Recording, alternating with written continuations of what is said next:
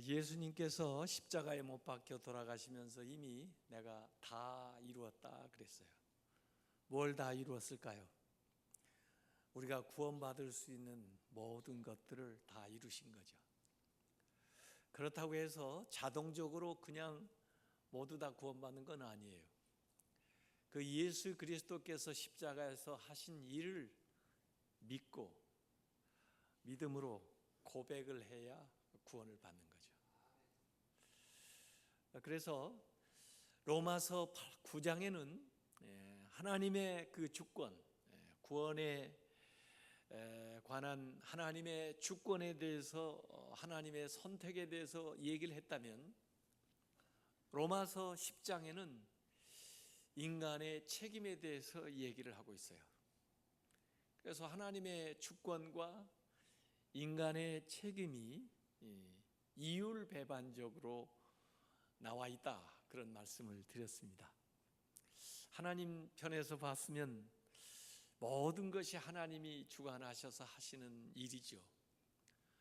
또 그걸 모르는 우리 인간의 측에서 봤을 때는 우리가 또 믿고 전해야 되는 그런 책임들이 있다는 거죠. 그래서 오늘 이 로마서 10장에는 인간의 책임을 좀 더 강조해서 얘기를 하고 있는데, 물론 우리가 하나님을 믿을 때 바르게 믿어야 되죠. 그래서 앞부분에는 열심은 열심인데 잘못된 열심에 대해서 얘기를 했어요. 바른 지식에 기초한 열심을 내야 된다 하는 그 말씀을 했고, 결론적으로 그 앞부분에서는 마음으로 믿어서 의에 이르고 입으로 시인하여 구원에 이른다, 이렇게 말씀을 했어요.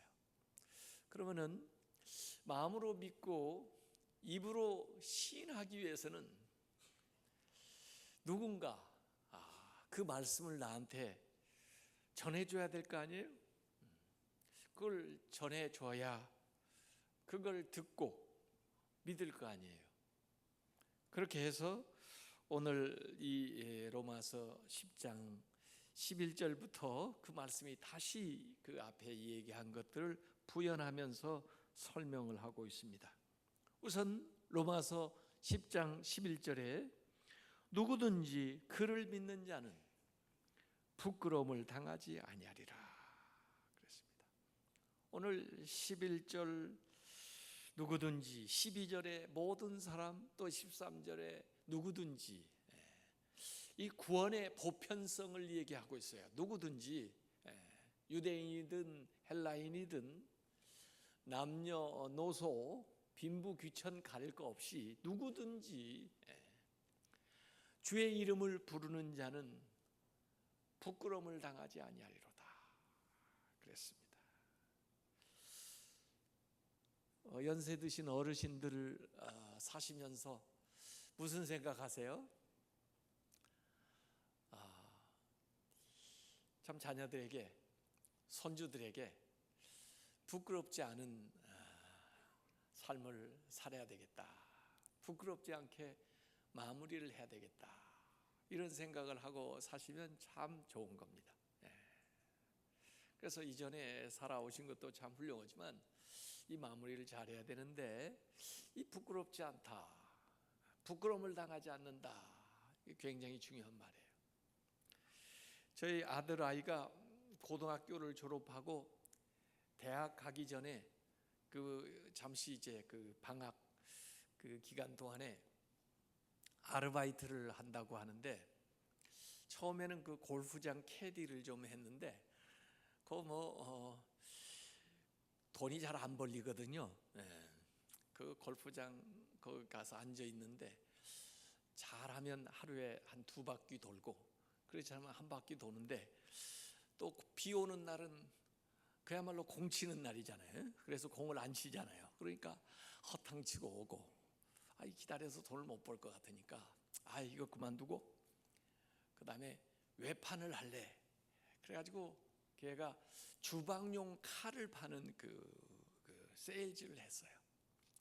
그런데 신기하게 그걸 아침이면 일어나 가지고 열심히 팔러 가요. 그래서 제가 물어봤어요. 예, 그 모르는 사람한테 가서 그걸 이렇게 팔려고 하면 혹시 부끄럽지 않니? 제가 물어봤더니 아빠 왜 부끄러워요? 이 칼이 세계에서 제일 좋은 칼인데 왜 부끄러워요? 저 아니면 그 사람이 이런 칼이 있는지도 모르고 살다가 죽을 텐데 제가 이 칼을 가르쳐 주는 게 그 사람한테 도움을 주는 건데 왜 부끄러워요? 그래서 글쎄 혹시 그 사람이 네가 열심히 설명했는데 안 산다고 하면은 못 팔면 부끄럽지 않냐고 그랬더니 아니 아빠 어떻게 다 사요? 사는 사람 있으면 안 사는 사람도 있는 거지. 그리고 이 칼이 보통 비싼 칼인 줄 알아요. 이거 한 세트가 3,000불 가는 것도 있고 1,000불 보통 넘는데 그 사람이 돈 없으면 못 사는 거지. 어떻게 다 사요? 제가 그 얘기 꺼냈다가 오히려 제가 부끄럽더라고요. 그래서 야, 이 녀석이 천상 아주 세일즈맨으로 타고났구나 그런 생각했어요. 복음을 전하는 게 부끄럽습니까? 왜 부끄러워요? 구원을 얻는 것인데. 예? 나 아니었으면 저 사람이 지옥 갈 뻔 알았는데 왜 부끄러워요? 그 사람이 안 받아들일까 봐 지레 겁먹습니까? 아니 그건 그 사람 책임이지. 내가 왜 그것까지 걱정을 해요? 나는 가서 전하면 되는 거라고요. 이사야서 49장 23절에 보니까 왕이 너의 양부가 되며, 우리가 왕의 집에 양자로 들어갔다고 생각해 보세요. 왕이 내 아버지가 되고 왕비가 내 어머니가 되고, 그러니까 사람들이 얼굴을 땅에 대고 내게 절을 하고 내 발에 티끌을 핥을 것이니 네가 나를 여호와인 줄 알리라. 나를 바라는 자는 무엇을 당하지 않아요? 수치를 당하지 아니하리라 그랬습니다. 요엘서 2장 27절에도 이렇게 얘기했습니다. 이 말씀을 우리 한번 같이 읽어보시죠. 그런즉 내가 이스라엘 가운데 있어 너희 하나님 여호와가 되고 다른 이가 없는 줄을 너희가 알 것이라. 내 백성이 영원히 수치를 당하지 아니하리로다. 하나님을 믿는 사람은요 영원히 수치를 당하지 않아요. 그 믿는 대상 때문에 그래요. 잘못 믿으면요, 대상을 잘못 정하면요 부끄러움을 당할 수가 있어요. 제가 미국에서 유학할 때, 그래도 미국에 사는데 하와이는 한 번쯤 가봐야 될 것 같은데 그 형편이 여의치 못해가지고요.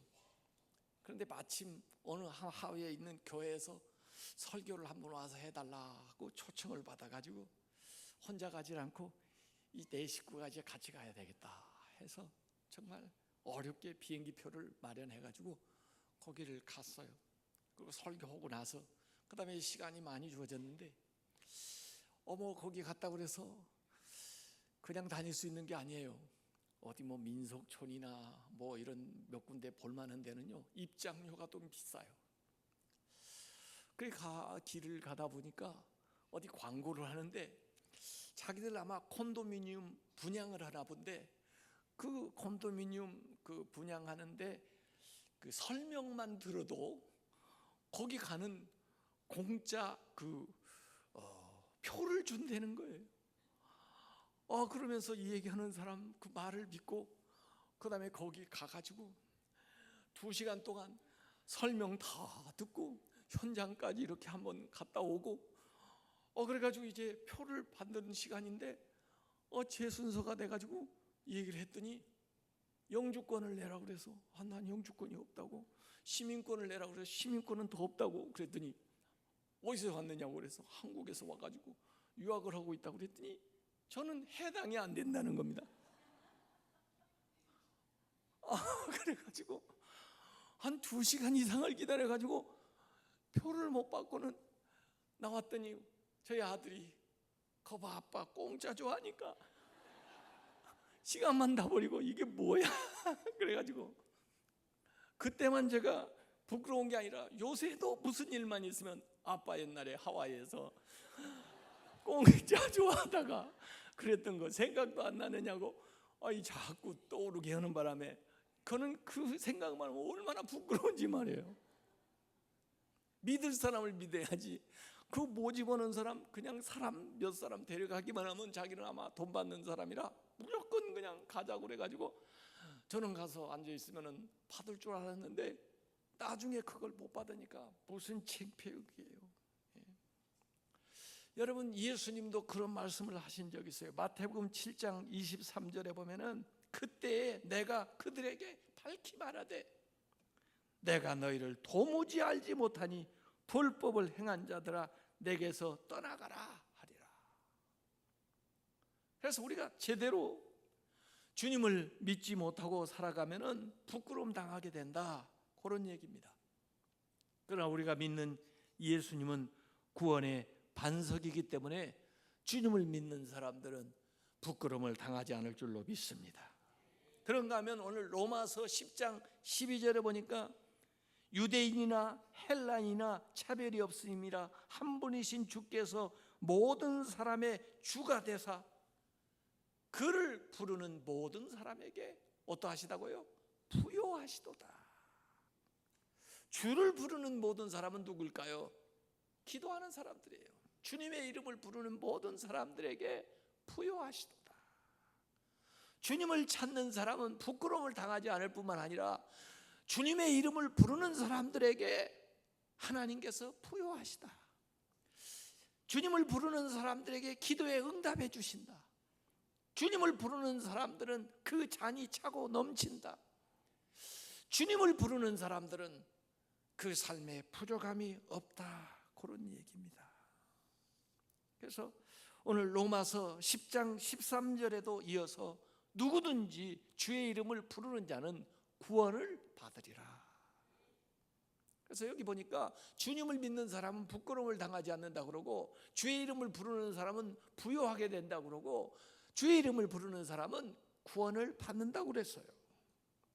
자, 이렇게 주님의 이름을 불러야 되는데 아무나 부르느냐고요? 주님의 이름을 우리가 부르기 위해서는 주님을 믿어야 되는데 그냥 아무렇게나 주님을 믿을 수 있느냐고요? 주님의 말씀을 바로 전해주는 사람이 있어야 그 말씀을 믿을 거 아니에요. 그런데 아무나 와서 전하느냐고요? 주님께서 보내셔야 그 사람이 와서 하나님의 말씀을 전할 거 아니에요. 그래서 오늘 이 우리로부터 시작해가지고 하나님에게까지 연결되어 있는 이 연결 구원의 고리가 나와 있어요. 그게 로마서 10장 14절부터 15절까지예요. 부르기만 하면 되는데 그런즉 그들이 믿지 아니하는 일을 어찌 부르겠나? 듣지도 못한 일을 어떻게 믿겠나? 전파하는 자가 없이 어떻게 듣겠나? 보내심을 받지 아니했다면 어떻게 전파하겠나? 이 선교의 5가지 주요한 요소가 우리로부터 하나님에게까지 쭉 나오는 거예요. 그래서 불러야 되는데 부르려면 믿음이 있어야 부르는데 믿음이 생기려면 들어야 되는데 들으려면 전파해 주는 사람이 있어야 되는데 전파하려면 보내심을 받아야 전파하는데 이게 연결고리가 돼서 우리에게부터 하나님에게까지 연결되는 거예요. 하나님 편에서 보면은 하나님이 보내신 자가 전파하고 또 우리가 듣게 되고 믿게 되고 부르게 되는 것으로 되는 거고 우리로부터 보면 부름으로부터 믿음으로 해서 쭉 이렇게 올라가는 거예요.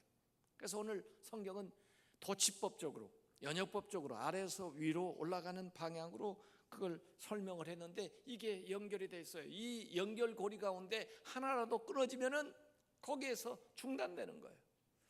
거기에서 멈춰 쓰는 거예요. 이것이 빨리 순환이 되면은 확대 재생산이 되고 이게 부흥이 일어나고 또 선교의 역사가 활발하게 일어나게 되는 거죠. 지난 목요일에 우리 교단 선교사들 안수하는데 제가 가서 안수식을 했는데 이번에 10가정을 파송을 해요.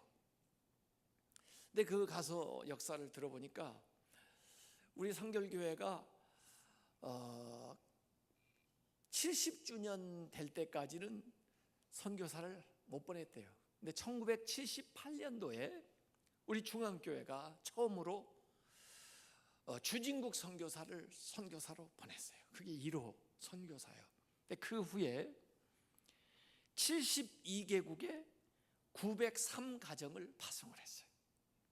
그래서 그날도 제가 거기 갔더니 우리 중앙교회 담임 목사라고 대우를 해주더라고요. 왜냐하면 우리 교단 삼천교회 모교회일 뿐만 아니라 이 선교의 역사를 시작할 때 또 처음 교회였기 때문에 나와서 축사를 해 주시라 저보고 그러더라고요.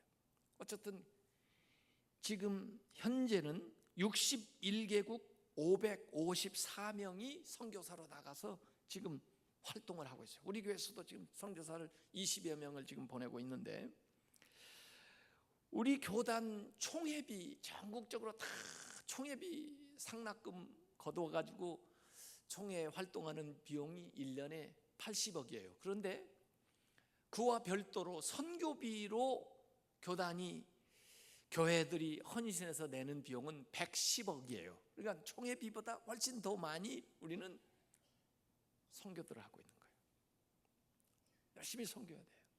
아까 기도하신 대로 우리나라는 세계 이제 2번째 선교 많이 하는 그런 나라가 됐는데, 더 놀라운 건요, 지금 추석 기간에 그 횃불 재단에서 디아스포라 대회를 한다고 하는데요. 전 세계적으로 한 2천여 명 모이고 또 한국 사람들 같이 모여가지고 한 3천 명 모여서 집회를 하는데, 그 디아스포라 이야기를 들으니까 전 세계적으로 많은 나라에 가장 많이 흩어져 있는 민족이 어느 나라인 것 같아요? 우리 한민족이 175개 나라에 750만 명이 흩어져 있습니다. 작년 통계로. 두 번째로 세계에 많이 흩어져 있는 민족이 어디 같아요? 중국. 세 번째가 유태인이랍니다. 그러니까 우리 한국 사람들이 750만이 지금 세계에 안 들어간 나라가 없는 거예요. 그 횃불재단 그 이형자 이사장을 지난주에 만나서 이 얘기하면서 들으니까, 자기가 기도하니까 하나님께서 한민족이 세계에 다 안 간 나라가 없는데 그 사람들을 선교사처럼 활용하면 얼마나 좋겠냐, 그런 말씀을 하셔서 세계 각 지역에 흩어있는 분들을 연차적으로 이렇게 모셔가지고 그 다음에 이 대회를 해서 그분들이 가서 전하도록 그렇게 하는 사역을 지금 하고 있다는 거죠. 어쨌든 하나님께서는 이렇게 전도자들을, 사명자들을 불러가지고 보내시는 거예요. 보내는 것으로부터 시작되는 거예요. 사실 선교를 제일 먼저 시작한 분은 예수님이에요. 이 세상에 오셨잖아요. 예수님이. 그럴 뿐만 아니라 성경에 보면 예언자들을 불러요. 이사야를 부르는 거예요. 누가 나를 위해서 갈까? 내가 누구를 보낼까? 제가 여기 있사오니 저를 보내소서. 이사야를. 모세를 가라 하고 보내고, 아브라함을 보내시고, 노아를 보내시고, 그리고 예수님께서는 예수님의 제자들을 사람 낳는 어부가 되라고 땅끝까지 가라고 보내시고, 그래서 메신저, 이 하나님께서 보내는 거예요. 그래서 사실 사도라는 말, 아포스텔로인데, 이 아포스텔로라는 말이 뭐냐면 보냄을 받았다는 뜻이에요. 보냄을 받은 자들이 다 사도예요. 제가 요사이 이제 목회자들 교육하는 쪽에 일들을 많이 하게 됐는데, 이 목회자들, 사역자들에게 가장 중요한 것은, 이 생명보다 더 중요한 건 뭐냐면은 소명감이에요. 소명. 하나님이 나를 보내셨다는 거. 특별히 하나님이 나를 전도자로 보냈다는 거. 거기에 대한 의식이 분명히 있어야 되는 거죠. 그래, 보냄. 그 다음에 나오는 것이 전파예요. preaching. 보냄은 하나님과 나와의 관계이지만은 전파하는 것은 나와 회중과의 관계예요. 나와 불신앙 지금 선교 지역에 있는 사람과의 관계예요. 그들에게 가서 전파하는 거예요. 그런데 물론 삶으로도 행동으로도 우리가 전파를 해야 되지만 사실 말로 전파를 해야 돼요. 어떤 분들은 전도가 몸으로 이 삶으로 본을 보이면서 해야지 무슨 말로만 전도 온다고 되느냐고 그러는데요. 삶으로 전도를 해보셨어요? 여러분들 보고 예수 믿자고 나온 사람들 많이 있습니까? 어떤 사람은 있기는 있더라고요. 제가요 왜 교회를 온지 아세요? 저하고 같이 그 학부 영회에서 일하는데 아무개 엄마가 하는 거 보고 너무 자기가 감동이 돼가지고 애 엄마 어느 교회 다녀? 나도 그 애 엄마가 나가는 그 교회 좀 가고 싶어. 그래가지고 온 사람도 간혹 있더라고요.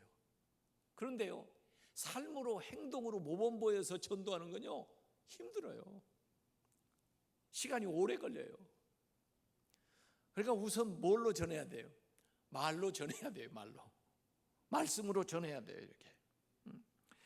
그래서 사도행전 4장 18절에도 보면은 사도들이 가서 말을 정언하니까 말하지 말라고 경고한 적이 있어요. 그들을 불러 경고하여 도무지 예수의 이름으로 말하지도 말고 가르치지도 말라 이렇게 하지만은 베드로 요한이 뭐라고 대답했어요? 우리는 보고 들은 것을 말하지 아니할 수 없도다. 말해야 됩니다. 전파해야 되는 거예요. 그래서 아름답도다 좋은 소식을 전하는 자들의 발이여 라고 이사야서를 인용해가지고 얘기했는데, 이사야서 원래 말씀에 이사야서 52장 7절에 이렇게 얘기했습니다.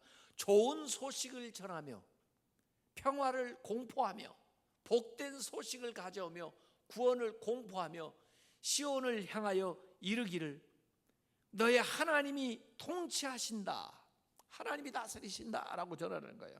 하는 자의 산을 넘는 발이 어찌 그리 아름다운가 하고 이사야서에 얘기했는데, 그 말씀을 여기 바울은 인용해가지고 아름답도다 좋은 소식을 전하는 자들의 발이여 그랬어요. 우리가 증인이 되고 전파해야 되는데 아름답도다 좋은 소식을 전하는 자들의 입이여 그렇게 말하지 않고 좋은 소식을 전하는 자들의 뭐라고 그랬어요? 발이여 그랬어요. 입으로 전파해요? 발로 전파해요? 입으로 전파하는 것 같은데 여기 발로 전파하래. 입으로 전파하라고 그러면요 우선 뭐라고 그래요? 난 말을 잘 못해서 말재간이 없어서 또 뭐라고 말해야 될지를 몰라서 이렇게 변명할 거 아니에요. 근데 발로 전파하라고 그러면 가는 것도 못해요?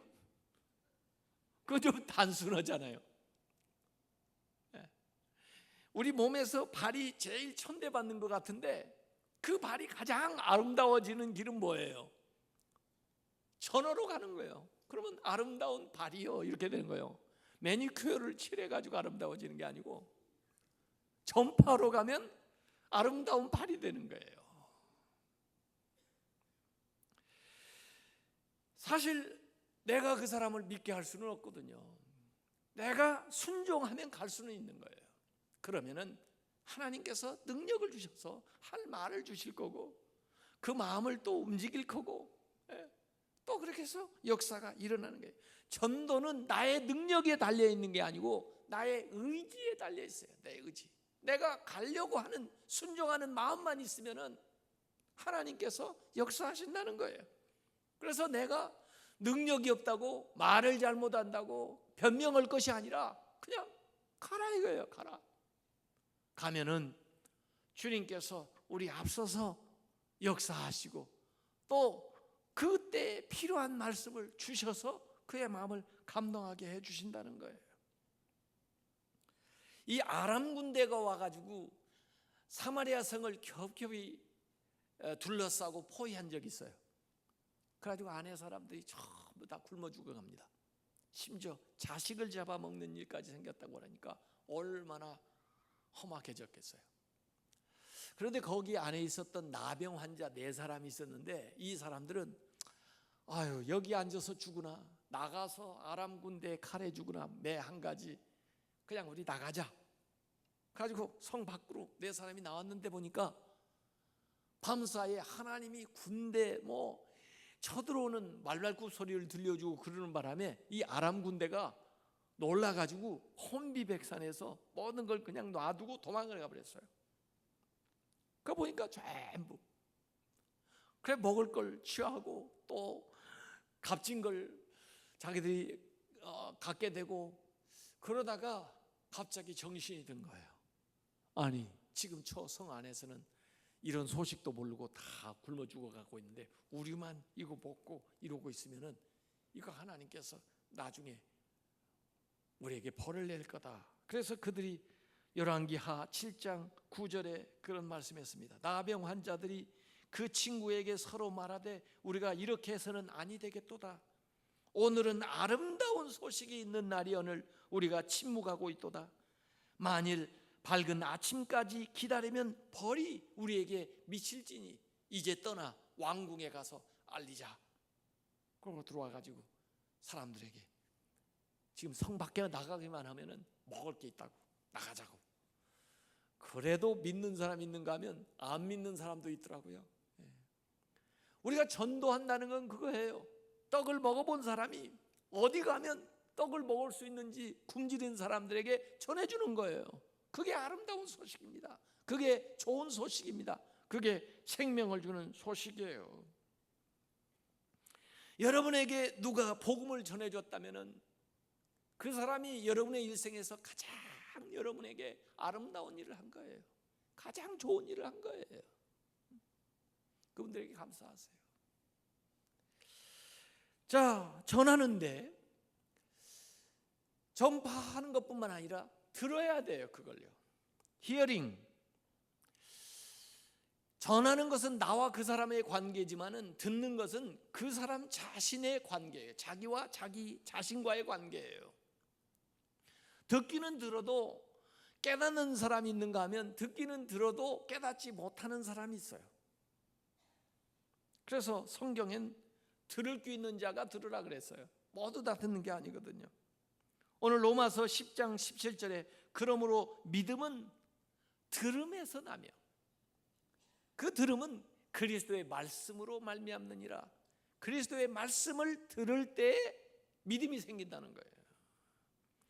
그래서 말씀을 자주 들으시기 바랍니다. 말씀을 듣지 않고서는 믿음이 생길 수가 없어요. 그런데 그 말씀을 잘 들어야 돼요. 마태복음 13장 13절에 예수님은 그런 말씀했어요. 그들이 보아도 보지 못하며 들어도 듣지 못하며 깨닫지 못함이니라 그랬고, 그러나 16절에는 너희 눈은 봄으로 너희 귀는 들음으로 복이 있도다. 들을 귀가 있는 사람은 복을 받은 것을 믿으시기 바랍니다. 그러니까 하나님의 말씀을 들을 때 잘 들어야 돼요. 함부로 들어서도 안 되고, 롯의 사위들처럼 농담으로 들어서도 안 되고, 자기의 사욕을 위해서 들어서도 안 되고, 자기의 의견을 정당화시키기 위해서 들어서도 안 되고, 하나님의 말씀을 들을 때 마음을 완악하게 해서도 안 되고, 귀를 막고 진리를 듣지 않아서도 안 되는 거예요. 이 마가복음 4장 1절에서 20절까지 보면 4종류의 밭의 비유를 예수님이 하셨는데, 같은 사람이 같은 시간에 같은 장소에서 같은 씨앗을 뿌렸는데 그 밭의 종류에 따라서 결과가 완전히 달라져요. 4종류의 밭이 나왔었어요. 길가밭, 돌짝밭, 가시밭, 그리고 옥토. 이 4종류의 밭 중에 4분의 1, 옥토에서만 제대로 결실을 해요. 그 4분의 1인 옥토에서만 결실을 했는데 그 수확이 30배, 60배, 100배로 결실하는 거예요. 우리가 이 같은 말씀을 전하는데 4분의 1만 받아들여도 다행인 것 같아요. 여러분이 4사람을 전도했는데 그 중에 한 사람만 예수를 믿어도 그건 대단한 거죠. 그러지를 못하더라고요, 요새 보니까요. 그런데 그 한 사람이 30배, 60배, 100배의 결실을 맺어요. 그게 얼마나 대단한 거예요. 그러니까 전하기는 전하는데 듣는 사람의 태도에 따라서 옥토가 되기도 하고 길가밭이 되는 겁니다. 여러분, 이 금광석에 금이 많아요, 돌이 많아요? 함량이? 돌이 많죠? 네. 저 어렸을 때 저희 아버지가 광산을 한 적이 있어요. 그래가지고 그거 따라가 봤는데 뭐 추럭에다가 금광석을 한 추럭을 실었는데 그걸 가지고 장항 재련소 가가지고 재련을 해가지고 나오는데 요만한 거 하나 나오더라고요. 함량이 이렇게밖에 안 되니까 망하겠어요? 잘 되겠어요? 망하죠. 또 안 나오는 것도 아니니까 계속 거기 투자를 하는데 망하더라고 보니까. 금광석에 금보다 돌이 더 많아요. 여러분, 여기 하나님 말씀을 전하는데 거기에는 금도 들었고 돌도 들었을 거예요. 근데 왜 하필이면 돌만 캐가요? 거기다 제가 금도 섞어가지고 얘기를 했는데 듣는 사람의 태도에 따라서 금을 캐는 사람이 있고 돌을 캐는 사람이 있다니까요. 그래서 잘 들어야 되는 거예요. 이 잘 듣는다 하는 게 뭐예요? 우리가 애들 그러죠. 우리 애는 말을 잘 안 들어. 그게 무슨 얘기예요? 우리 애는 말을 잘 들어. 그게 무슨 얘기예요? 귀가 안 들린다는 얘기예요? 순종한다는 얘기죠. 순종. 우리 애는 얘기한 대로 행동에 옮겨. 그게 말을 잘 듣는 거죠. 하나님의 말씀을 잘 들어야 되는 거예요. 갈라디아서 3장 2절에 보니까 내가 너희에게 다만 이것을 알려 하노니 너희가 성령을 받은 것이 율법의 행위로냐 혹은 듣고 믿음이로냐. 성령 받은 것은 율법의 행위 때문에 그렇습니까? 아니라는 거죠. 듣고 믿음으로써 성령의 능력을, 은혜를 받게 되는 겁니다. 자, 이 말씀을 통해서 믿음을 가져야 돼요. Believing, 신앙을 갖게 되는 거예요. 마치 저 수력 발전소에서 발전을 일으켜 가지고 변전소를 통해 가지고 전기줄을 통해서 여기까지 왔는데 문제는 스위치를 올려야 불이 켜지죠. 여기까지 다 도달을 했는데도 불구하고 스위치를 올리지 않으면 불이 켜지지 않는 거예요. 지금까지 하나님이 하신 일들이 처음에서 내 옆에까지 도달을 했는데 들려줬는데 믿음으로 반응을 해야 그 능력과 그 역사와 그 의와 그 구원이 나에게 도달하는 거예요. 이스라엘의 문제는 그 마지막 단계에서 믿음으로 그 말씀을 받아들이지 않았기 때문에 그들에게 구원이 오다가 만 거죠. 그래서 하나님께서 보내셨고 전파하셨고 들려주셨는데 말씀을, 문제는 믿음이 없다 이거예요. 믿지 않으니까 부르지를 않는다 이거예요. 그러니까 거기에서 단절이 돼가지고 더 이상 진행하지 못하는 거죠. 이사야가 그것을 분명히 증언하고 있습니다. 오늘 로마서 10장 16절에 그러나 그들이 다 복음을 순종하지 아니하였도다 전해주었지만은 이사야가 이르되 주여 우리가 전한 것을 누가 믿었나이까. 가서 열심히 하나님께서 보내심을 받아가지고 이사야가 가서 열심히 전했는데 우리가 전한 것을 누가 믿었나이까. 믿는 사람이 없더라 이거예요. 그래서 오늘 그 나머지 부분에 나오는 것은 하나님께서도 증언을 하시고 어떻게 그들에게 전파했는가 하는 걸 자연 계시를 통해서 계속 말씀하신 겁니다. 그래서 다윗이 시편에 이 얘기해 놓은 것을 거기에 인용을 했어요. 18절에 다윗은 시편 19편 4절에 보면은 자연 만물이 하나님을 증언한다고 그랬거든요. 그래서 오늘 말씀에도 18절에 보면 그 소리가 온 땅에 퍼졌고 그 말씀이 땅끝까지 이르렀도다. 하나님의 말씀이 안 간 데가 없다는 거예요. 그런데도 불구하고 사람들이 믿질 않아. 그리고 나중에는 듣지도 못했다고 그래요. 믿지 않았기 때문에 듣지 못한 거예요. 들려줘도 안 들리는 거예요. 믿지 않기 때문에. 그래서 보냄을 받은 자들이 때로는 목숨까지 걸어가면서 이 복음을 전파했음에도 불구하고 대부분의 사람들이 믿지 않았다는 거예요. 이스라엘도 믿지 않았다는 거예요. 그게 21절에 이스라엘에 대하여 이르되 순종하지 아니하고 거스려 말하는 백성에게 내가 종일 내 손을 벌렸노라 하였노라.